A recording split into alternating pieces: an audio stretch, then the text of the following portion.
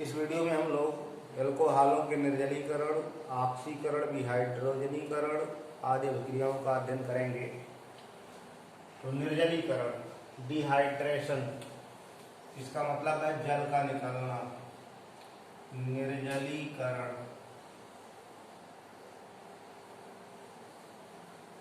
Alcohol के अणुओं से जल का निकलना, जैसे RCH2CH2OH, यह एक प्राइमरी अल्कोहल है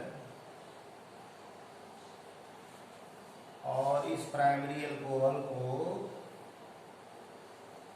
सांद्र सल्फ्यूरिक एसिड कंसंट्रेट H2SO4 के साथ लगभग 160 से 170 डिग्री सेल्सियस ताप तक गर्म कर दिया जाए।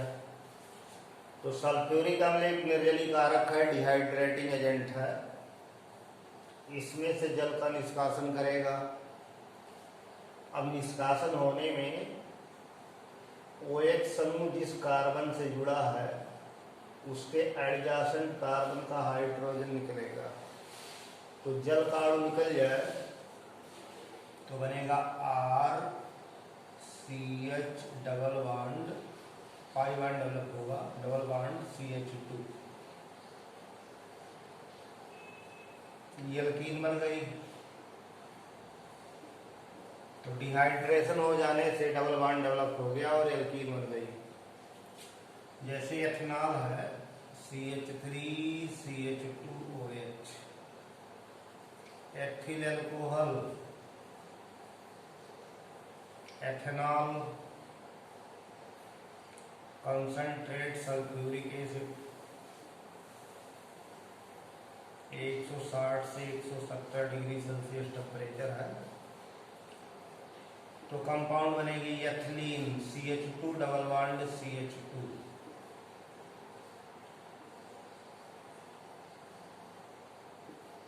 ये डिहाइड्रेशन है, जल निकल गया।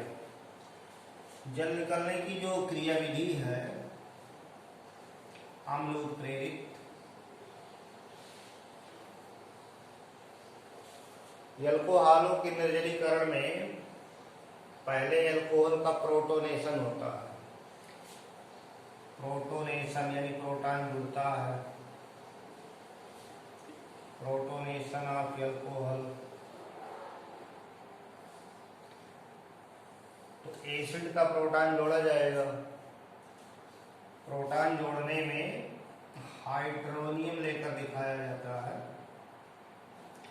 ऑक्सीजन पर 2 लोन पेयर होते हैं और हाइड्रोनियम यानी प्रोटोनेटेड वाटर,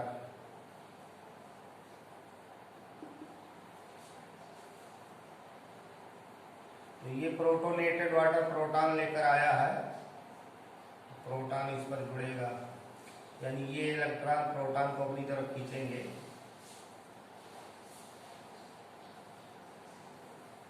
तो प्रोटॉन इस पर जुड़ जाएगा ऑक्सीजन पर।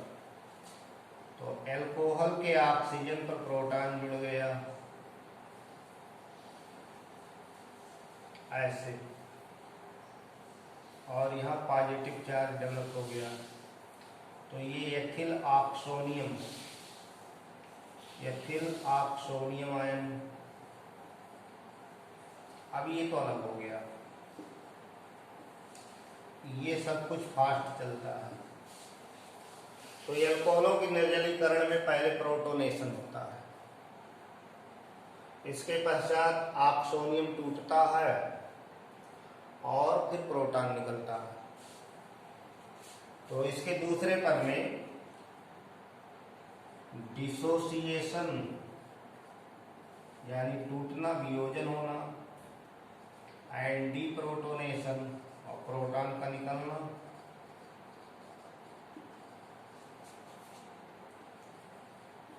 Oxonium ion.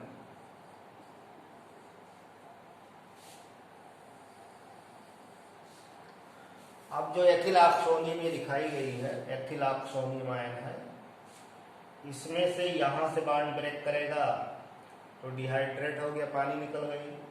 और इनका एक प्रोटॉन निकल जाएगा तो डबल बॉन्ड डेवलप हो जाएगा। तो ये दोनों एक कहीं भी दिखाए गए हैं, डिसोसिएशन भी होगा और डीप्रोटोनेशन भी होगा। तो एथिलॉक्सोनियम को यहाँ दिखाया जा रहा है HCH2, CH3 को ऐसे लिखा गया HCH2, फिर CH2O, इससे 2 हाइड्रोजन जुड़ी है, यहाँ पॉजिटिव चार्ज है, ऑक्सोनियम। अब यहाँ हाइड्रोनियम लेकर दिखाया गया था, तो यहाँ प्रोटॉन को अलग करने के लिए इधर जल दिखाएंगे, यानी जल प्रोटॉन को खींचेगा, डीप्रोटोनेट करेगा इसको। तो जब इसको खींचेगा तो ये सिग्मा इधर पाई बनेगी और ये टूट जाएगा।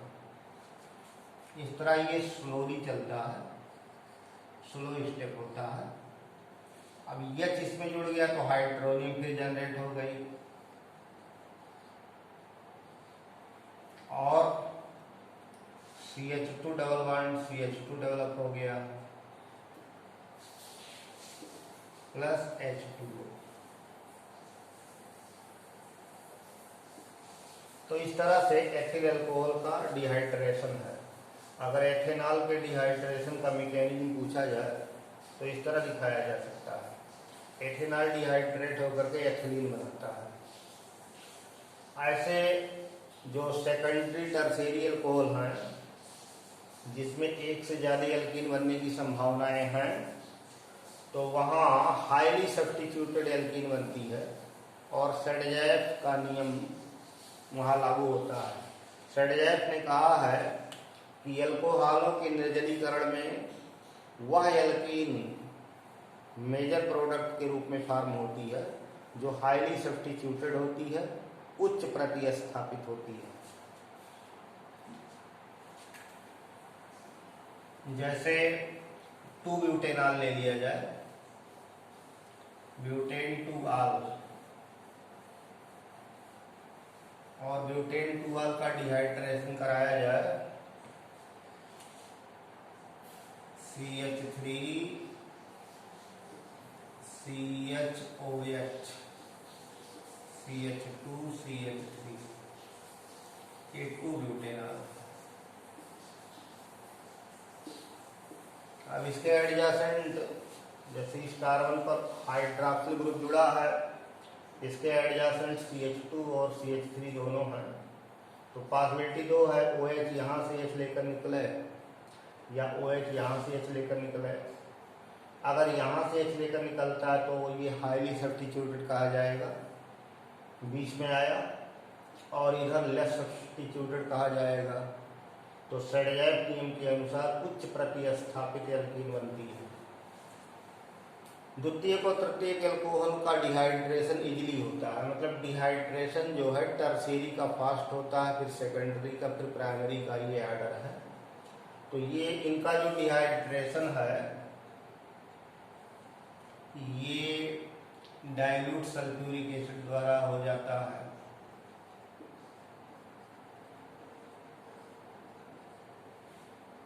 और सेडजैफ नियम के अनुसार CH3 CH double bond CH CH3,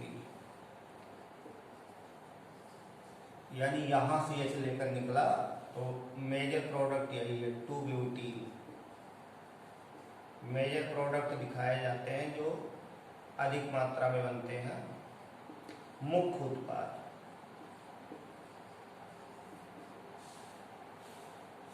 इसी तरह CH3 COH CH3 CH3, ये टर्शियरी अल्कोहल है, टर्शियरी ब्यूटिल अल्कोहल।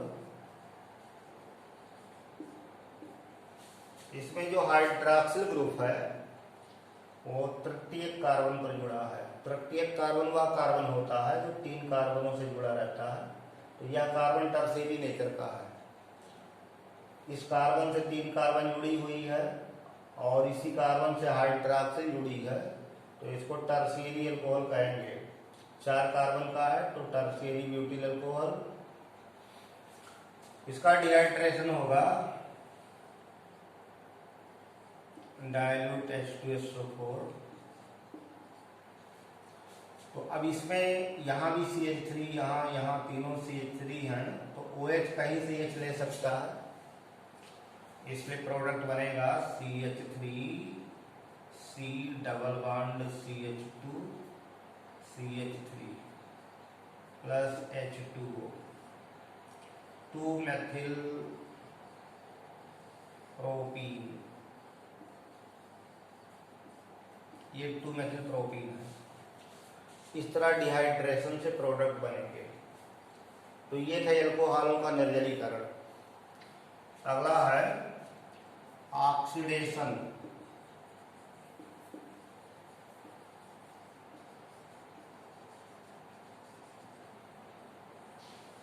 ऑक्सीडेशन का तात्पर्य है ऑक्सीकरण, और ऑक्सीकरण का जो कॉन्सेप्ट आया वो विद रिस्पेक्ट टू ऑक्सीजन चला कि किसी पदार्थ से ऑक्सीजन या किसी अन्य ऋण विद्युतीय यानी इलेक्ट्रोनेगेटिव आइटम्स का जुड़ना। तो किसी पदार्थ से ऑक्सीजन या इलेक्ट्रोनेगेटिव आइटम अगर जुड़ता है तो उस प्रोसेस को ऑक्सीडेशन कहते हैं।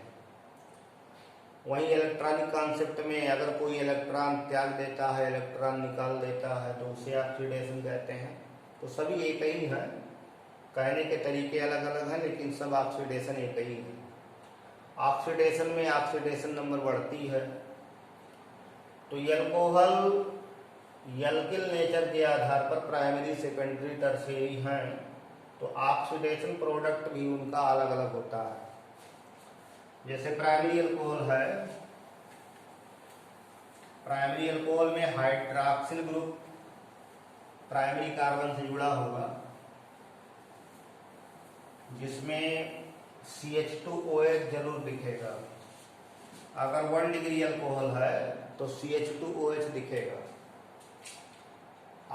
RCH2OH।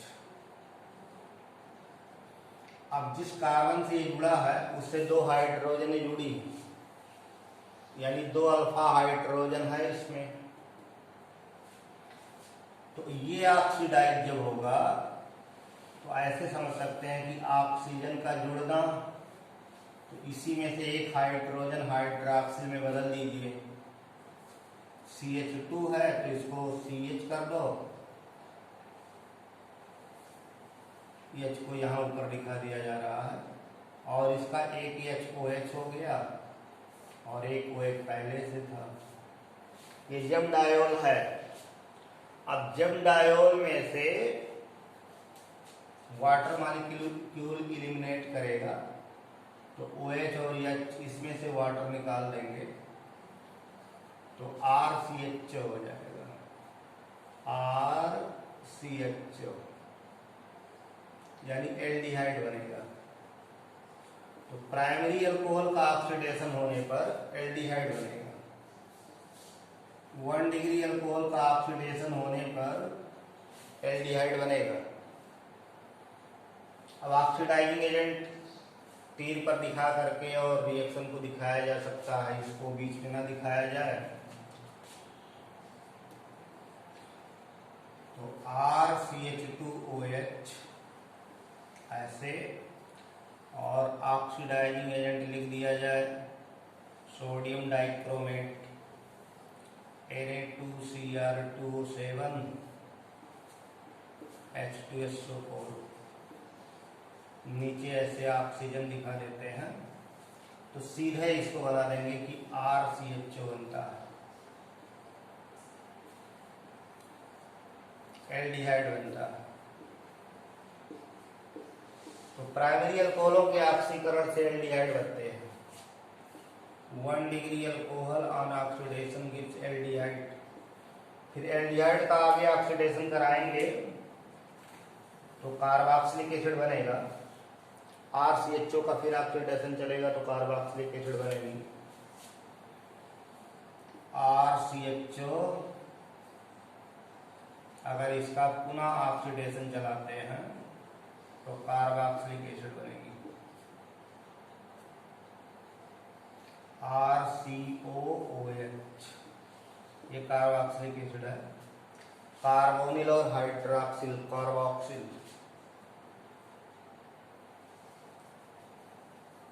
तो RCOOH कार्बोक्सिलिक एसिड बनेगा।